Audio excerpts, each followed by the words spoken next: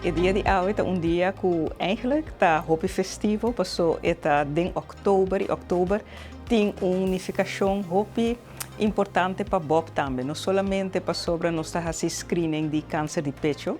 pero também esse dia agora poni den oktober na ano 2009, ora que é Mama Poli de hospital a iniciar, então não minha topa é pessoa que depois abira é cofundadora junto comigo e for de enang nós busca mais gente e stakeholders não que tá interessado para começar com screening de câncer de pecho na Aruba. De acordo com nossa sera com o hospital AOE está long overdue, pero um acordo que está dando nos chance para nós por ganhar o resultado de follow-up dus de gente que nos manda Mama Poli com problema de screening para não por ganhar não vervolg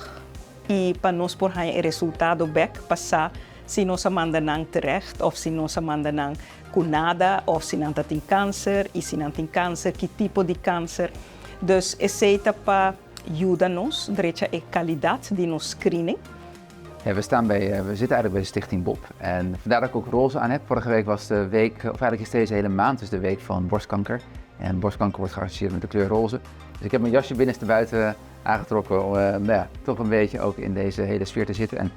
En Stichting Bob ligt tegenover het ziekenhuis, ligt tegenover het Horacio Rubo Hospitaal in Aruba.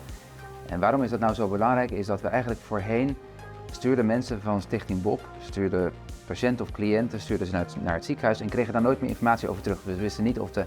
potentiële borstkanker die geconstateerd was, of dat ook echt zo was, of dat niet zo was. Met de nieuwe overeenkomst gaan we die data terugkoppelen, zodat mensen weten hier, wat is er nou uiteindelijk met die cliënt of patiënt gebeurd, zodat we er ook van kunnen leren en daarvan steeds beter de zorg kunnen inregelen en eigenlijk kunnen meewerken aan preventie, vroegtijdige signalering en eigenlijk gewoon zorgen dat er borstkanker op Aruba dat we dat sneller en beter kunnen aanpakken voor mensen.